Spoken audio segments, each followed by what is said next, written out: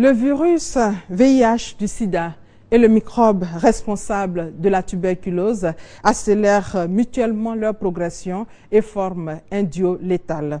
À l'occasion de la Journée mondiale de lutte contre la tuberculose, célébrée le 24 mars de chaque année, la Côte d'Ivoire, à son niveau, a décidé de l'organisation de la cérémonie officielle de cette journée ce 5 avril à Daloa. Et pour coller à l'actualité, votre magazine Spotlight Sida a décidé de traiter du thème relatif à la co-infection tuberculose VIH. Bienvenue à tous. Notre invité du jour est Dr Peter Nguessan Moïse, chef de service chargé de la lutte conjointe au programme national de lutte contre la tuberculose. Docteur, bonjour. Bonjour Delphine. Merci d'avoir accepté notre invitation. C'est moi qui vous remercie. Nous allons recevoir également tout à l'heure votre chroniqueur Serge Collia, journaliste à la RTI.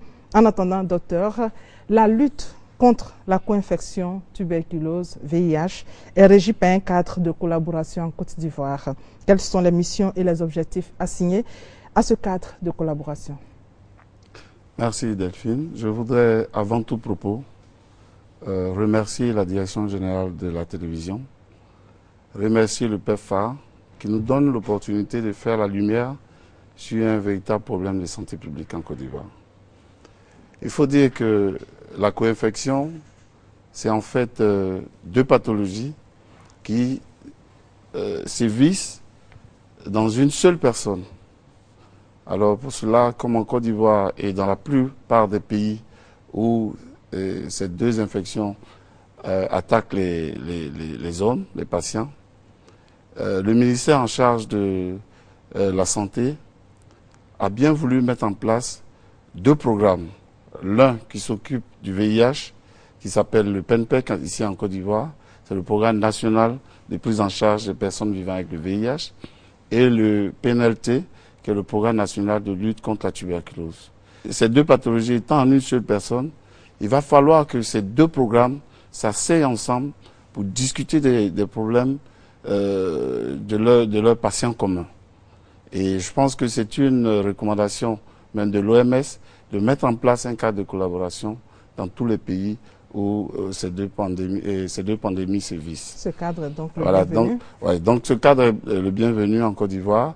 Nous l'avons démarré depuis 2010. Il est composé de personnes des directions centrales du ministère qui sont impliquées dans la lutte conjointe. Il est aussi composé des membres de deux programmes, VIH et TB, et aussi l'ensemble des partenaires, que ce soit nationaux ou internationaux, qui interviennent dans la lutte conjointe. TB, c'est la tuberculose. Voilà, TB, voilà, tout à fait.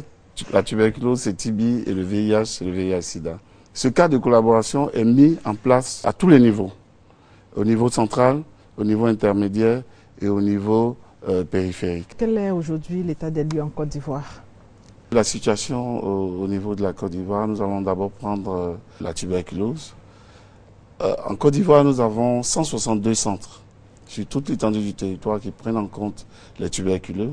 Et alors, ces centres ont permis, grâce aux efforts de tous les prestataires, ont permis de dépister environ 25 294 cas de tuberculose, toutes formes confondues. Et parmi ces 25 000 cas, il y a 24%, environ 5 000, plus de 5 000, qui ont la co-infection. Il y a plus de 543 centres de prise en charge des personnes vivant avec le VIH et 450 000 personnes en 2012 vivaient avec le VIH en Côte d'Ivoire.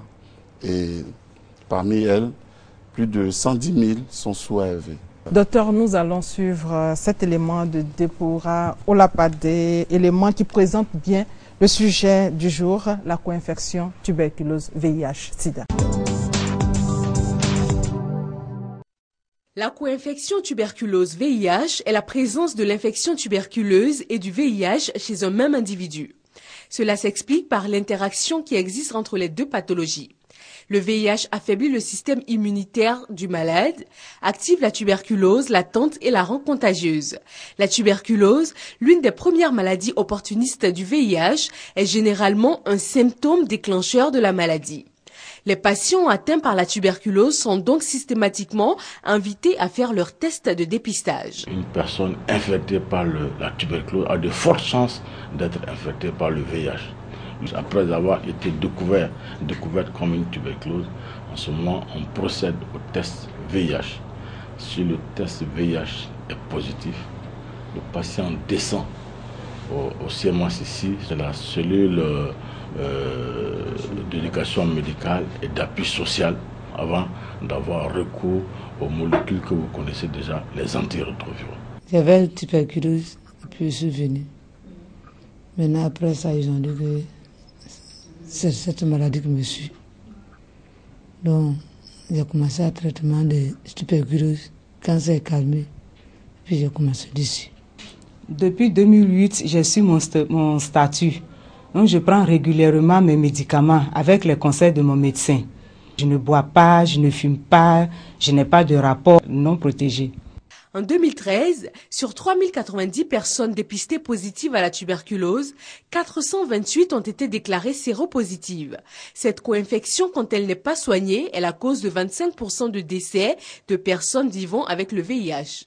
Pour réduire ce taux, un programme de prise en charge des malades est mis en place par le centre. Dans le centre antituberculeux d'Adjamé, en plus de la prise en charge médicale, des ONG s'occupent de la prise en charge psychologique des malades pour leur permettre d'accepter leur statut sérologique. Nous apportons beaucoup de soutien psychologique, moral. Souvent, on rend des visites aussi à domicile pour des gens qui ont des difficultés à accepter leur statut. Souvent, vous leur donnez des conseils ici. Mais arrivé à la maison, quand la personne est seule, n'arrive pas à partager son statut avec quelqu'un, il se sent isolé. Donc souvent, on va les rendre visite pour leur montrer le moral. La particularité de ces ONG, 90% des membres vivent avec le VIH-Sida. Séropositifs et aider les autres à assumer leur séropositivité, une action qui concourt à sauver des vies. Docteur, votre commentaire par rapport à l'élément qui vient de passer, des personnes malades qui parlent à visage découvert et qui ont même décidé d'aider les autres à accepter leur maladie.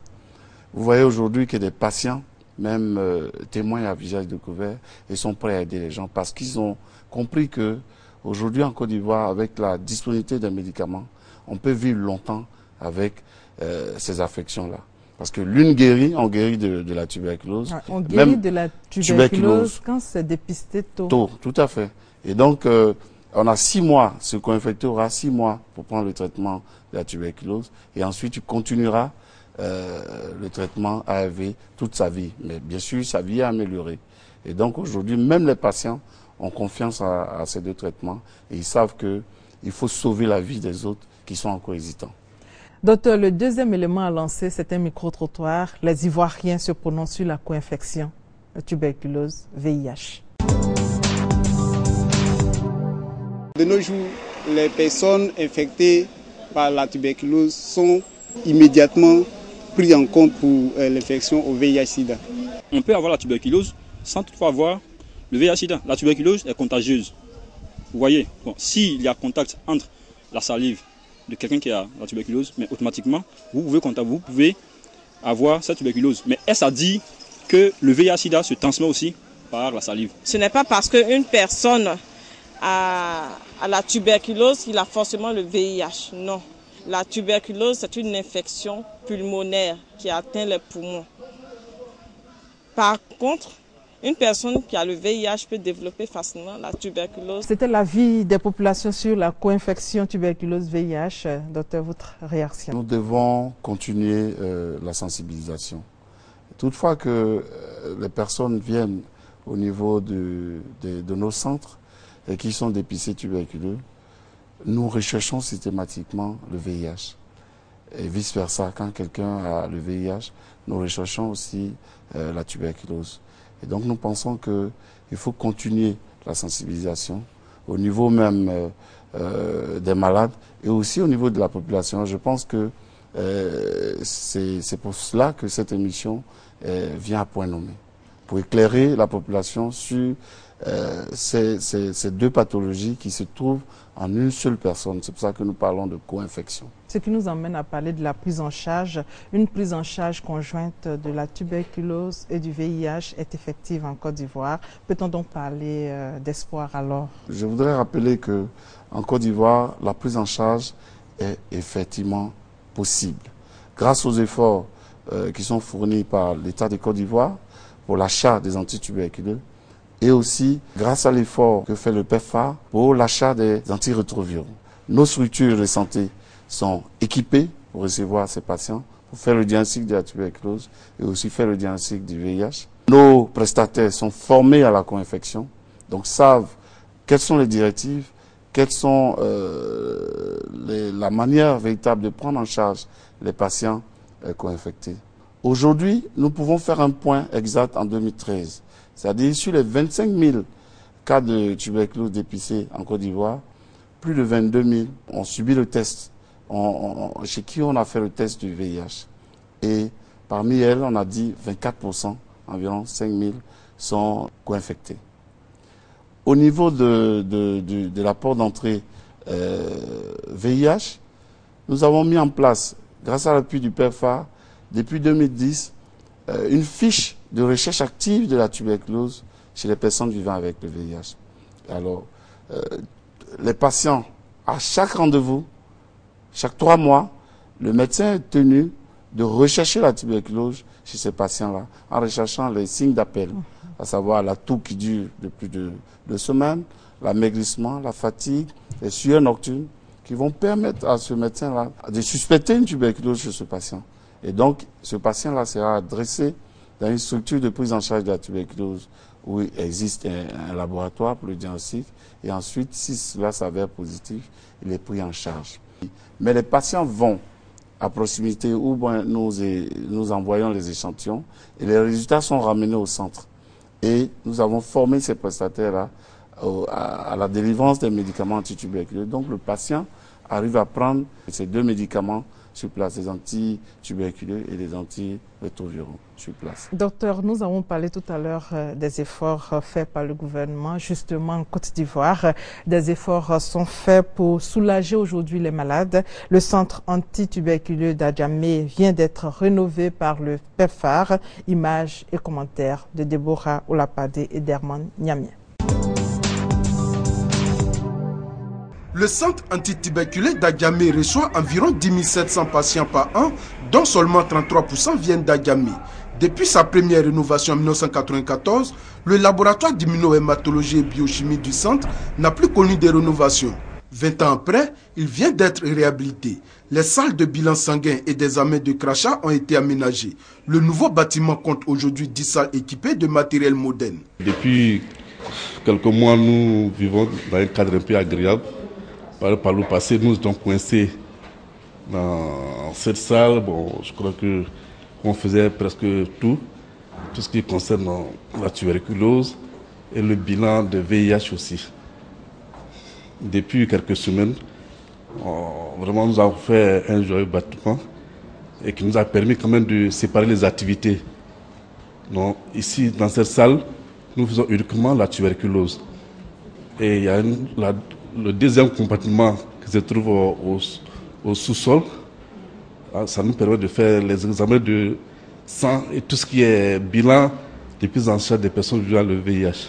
Cette réhabilitation d'une valeur de 47 millions de francs CFA est à l'initiative de l'association American Society of Microbiology.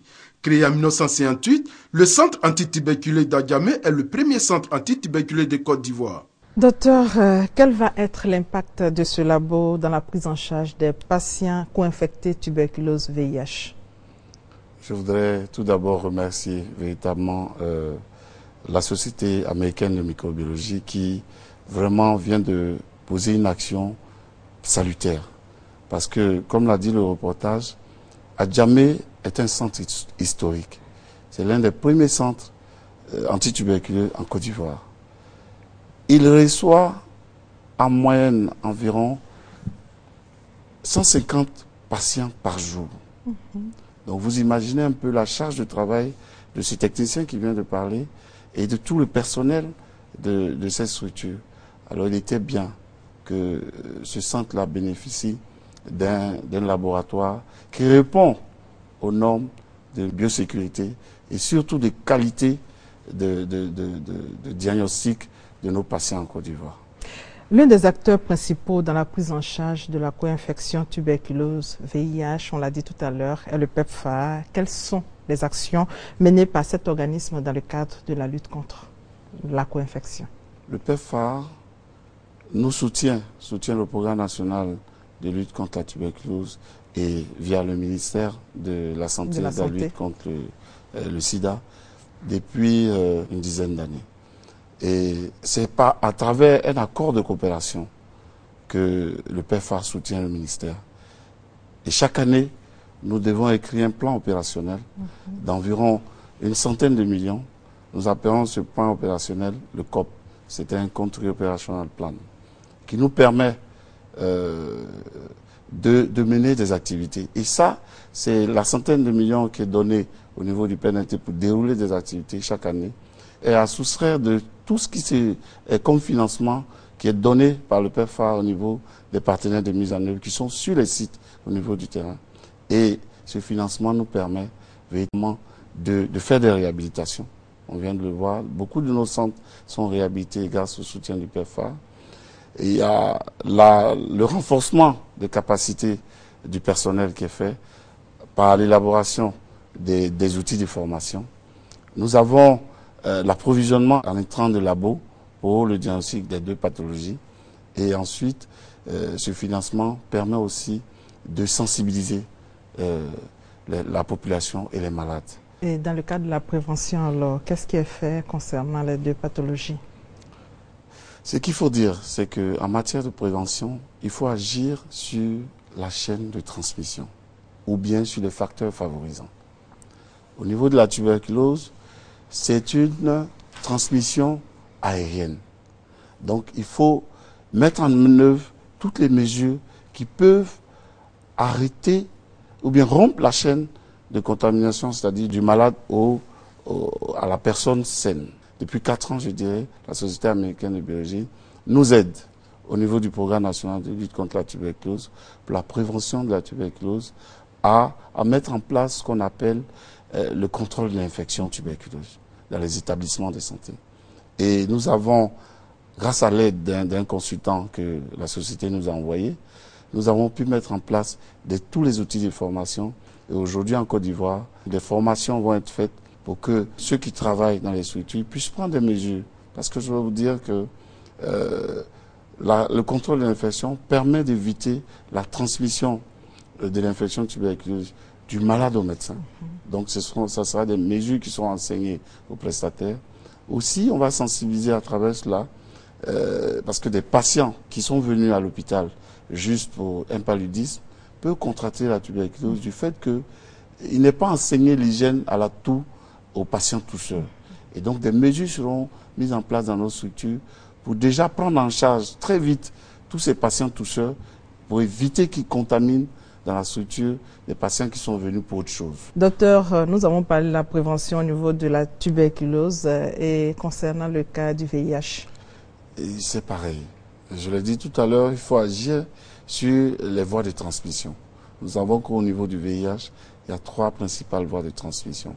La voie sexuelle, donc on va mettre en place tout ce qui est sensibilisation pour la fidélité, l'abstinence, le condom, pour que vraiment la voie sexuelle, on ne puisse pas avoir de nouvelles infections.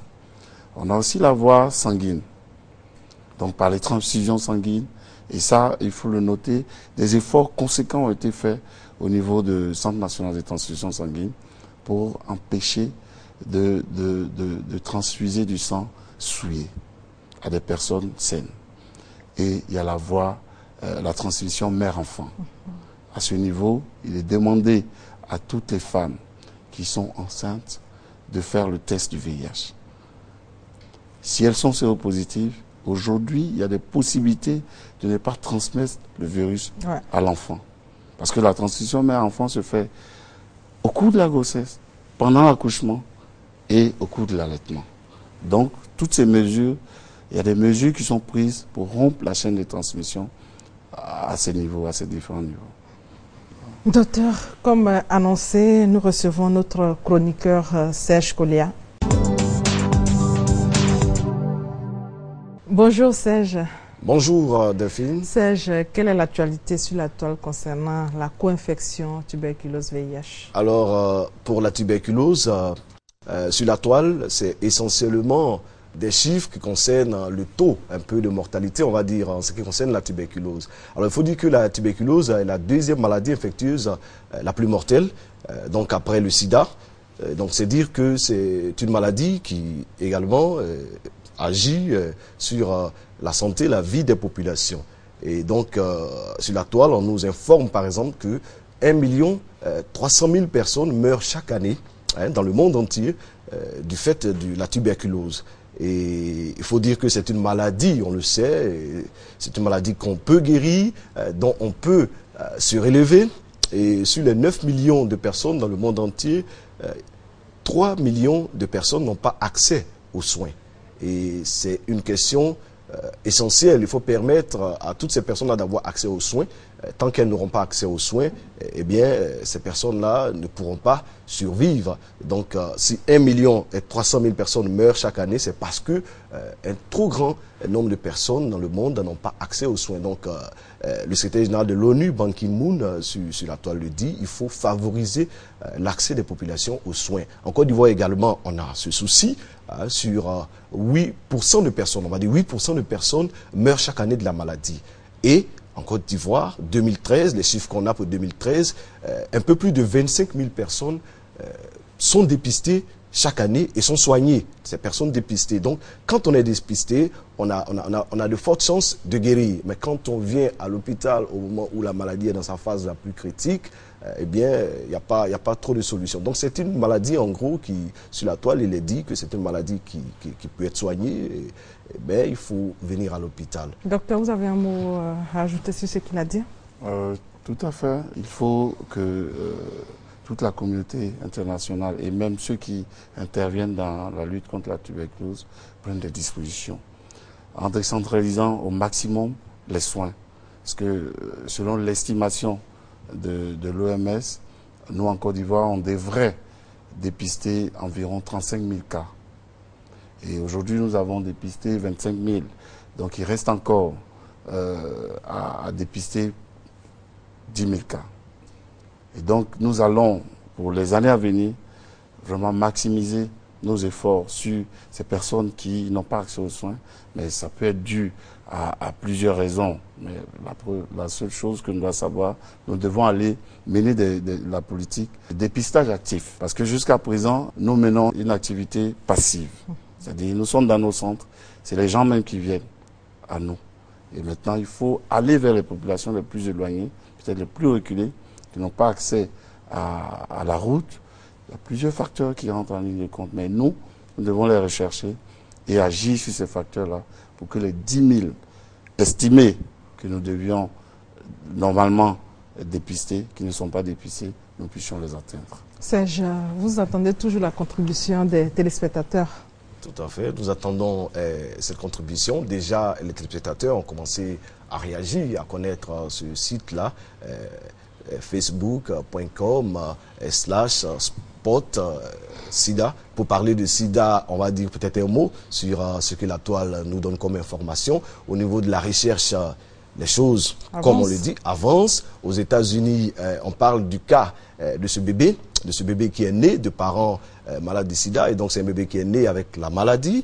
Et cet enfant-là, il y a eu des essais cliniques 4 heures après sa naissance. Donc, on lui a administré une forte dose d'antirétroviraux. Et donc, sur les 6 premiers jours de sa naissance, on a constaté qu'effectivement, il n'y avait aucune trace de sida, de VIH-sida dans le corps de l'enfant. Donc, c'est pour dire qu'il y a des avancées et puis c'est des essais. Sinon, c'est des essais concluants qui vont peut-être permettre de renforcer la recherche pour permettre aussi aux grandes personnes de pouvoir guérir de la maladie. Donc, ça, c'est une information capitale. C'est le 2e cas aux États-Unis. C'est-à-dire qu'il a eu lieu en Californie, mais il y a eu un autre cas précédemment, il y a 1 ou 2 ans, au niveau de Boston. Et donc, il y a 2 cas comme ça. Hein, on est avec la maladie et puis quelques années après, on n'a plus de traces de la maladie avec justement les soins qu'on reçoit. Merci donc Serge d'avoir accepté notre invitation. Le message est bien passé.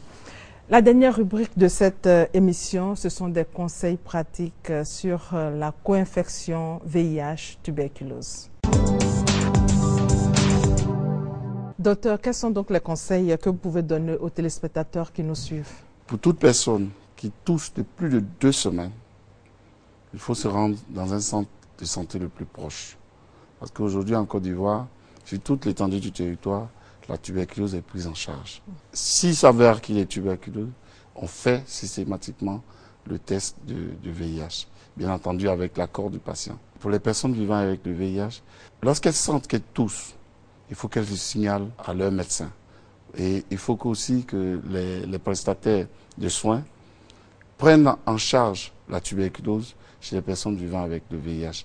Merci docteur, merci d'être venu sur notre plateau. Une toux de plus de 2 semaines est suspecte de tuberculose et doit par conséquent motiver une consultation médicale. Et le dépistage du VIH est capital chez tout malade tuberculeux. C'est la fin de votre magazine Spotlight Sida, réalisé par Awa Sawadogo. Merci de votre fidélité et bonne santé à tous.